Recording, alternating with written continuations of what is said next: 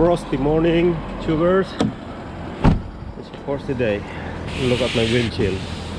Frosty, look at this. Let's press the ice here.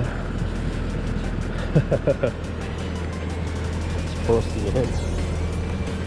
Frosty. So I can put it on here. Look at that.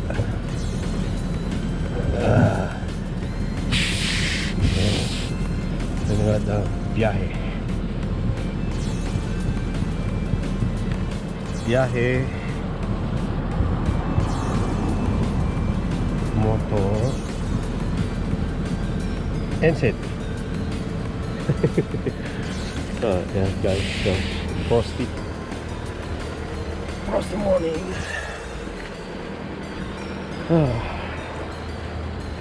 Yung gagawin natin ngayon, bubuhusan natin siya ng tubig. But make sure, guys, pag ginawa nyo to, make sure malamig na tubig, hindi yung mainit. Kasi pag ginamit yung mainit na tubig, magka-crack ang windshield. So malamig na tubig lang galing sa motor top. Makikita nyo, frosty rin siya. Yan o. So gagawin natin yung sigalant yung gagamitin natin. Tanggalin natin ang kanyang yellow. So frosty.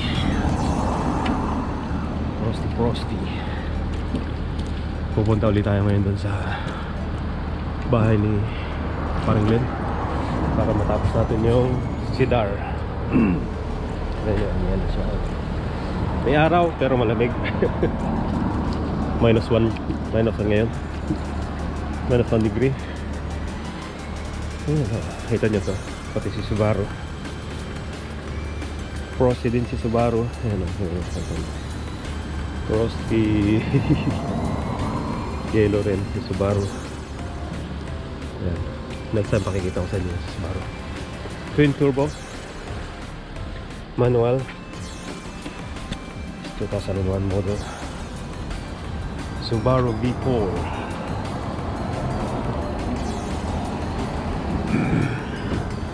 So guys, drive na tayo. Kita tayo doon sa bahay. Bye bye, see you. Ito nyo lamig. Ito nyo naka morning YouTubers. Balat na balat ako lamig. Yung lamig.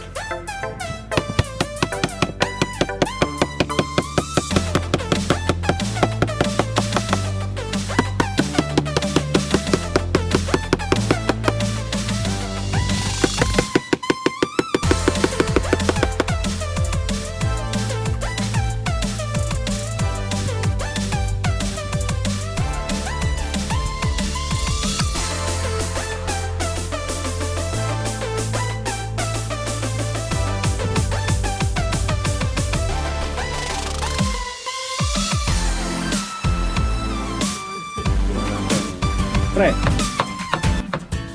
Uy. Nya. Mga YouTubers, busy tayo ngayon. Busy. Yan ang cedar. Hello guys, mga ka-idol, mga kabiyahe, mga ka-YouTube. So, andito tayo ngayon. Tinatapos natin tong cladding sa to, tawag dito ay cedar. So cedar type siya. So ang fixing niya, pako. Itong pako na to, ito makikita nyo, rose gold siya. Medyo mahal. Medyo pricey. So papakita ko sa inyo kung paano siya ilagay. So may sukat na siya, naka pre-drill na rin siya dito. And then gagawin ko ngayon, mano-mano ko siyang papakuin. Ito, tingnan nyo kung paano.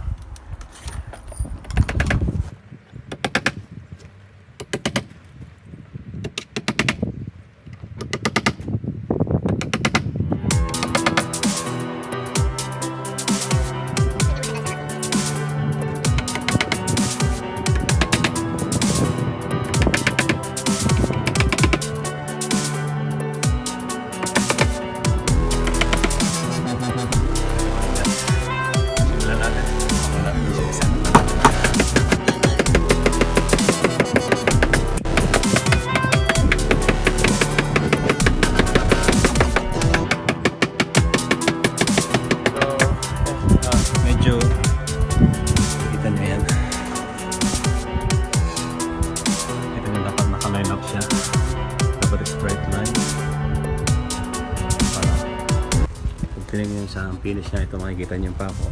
One line lang siya, straight. So yan, para maging straight siya. Makikita niyo to. Sampulan ko kayo kung paano ko siya pukpukin. So kailangan maingat kasi iniwasan natin na matamaan tong cedar, malambot siya. So magkakadent hanggat maaari. Maingat yung pagpako natin, maingat. So dahan-dahan. Control mo dapat talaga yung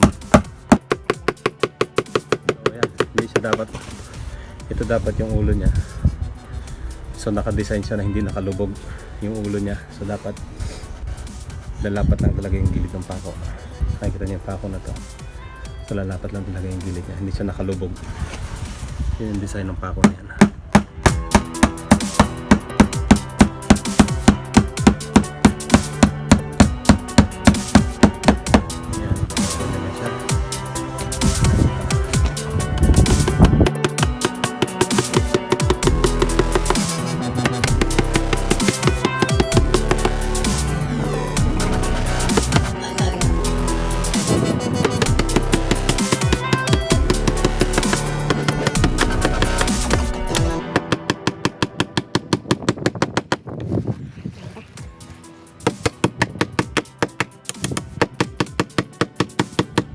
Medyo madulas kasi makikita niyo yung ulo niya, round yung ulo niya, so madulas siya pag pinupukpok. Kailangan control talaga yung pagpalo ng martilyo.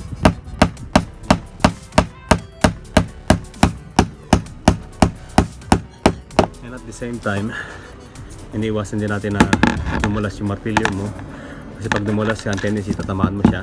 Ito, so madident. Pag na-dent, wala kang no choice, papalitan mo siya simula sa baba doon sa taas. Matagal ang trabaho, so kailangan maingat tayo.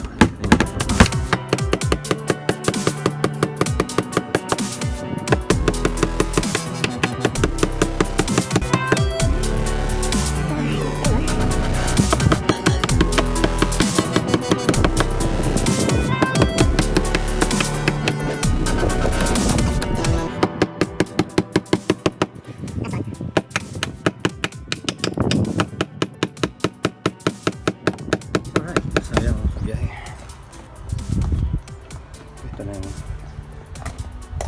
result niya. So yan, ito yung likod ng garahe. Very fancy and expensive, a little bit expensive, but you can see the result is awesome. So ito yung meter box. Makikita niyo yung detalye ng pako. So naka-negative. Ito negative dito sa 7mm. And then yung corner niya. Yan. Corner gadget. So makikita niyo dapat yung pako dito, naka-line siya dito. Para maganda tingnan. Line din yung pako niya all the way hanggang doon sa kabila. Ito tayo. So magiging view niya pag malayo. Yan.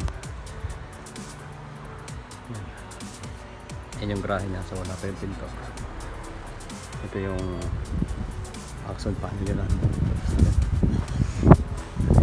So ikot ko kayo natin yung kabuuan ng bahay. Yan. Lahat niya pagdating dito ay brick siya dito. Ito yung bricks. Brick siya dito.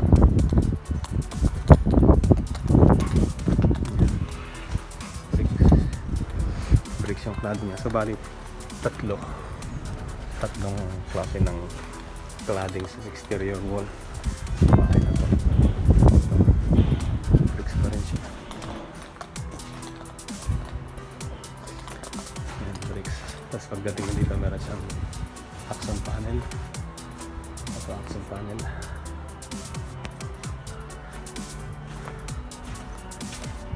Ito, may accent panel din siya dito. Kung makita niyo yung finish ng pagpano, ganyan siya. Yan. Corner brakes. And then, pagitan ng dalawang bintana, accent panel. At pasok ko dito. Ito, brakes pa rin ito. tsaka Axon. Pasok tayo dito. So ito yung main entrance. So yung main entrance ito, Axon panel. Tingnan natin yung nakaraan. Axon panel. Pasok mo dito, yan ang main door. And then ito na yung cedar din sa kalahati ng grahe. Ito na yun. Yan. So balik ka dito.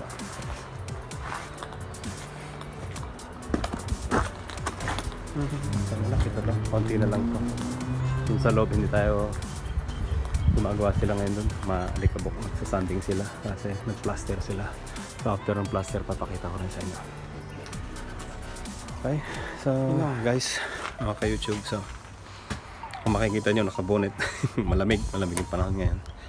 So yan, update ko na lang kayo susunod. So huwag nyo kalimutan mag subscribe sa akin channel. So mga hindi pa nakasubscribe, please subscribe na lang kayo mga kaibigan para makita nyo pa rin kung paano namin tinapos yung bahay na to hanggang sa matapos. Shoutout sa inyo lahat, shoutout lahat sa mga viewers, shoutout sa inyo lahat. See you guys.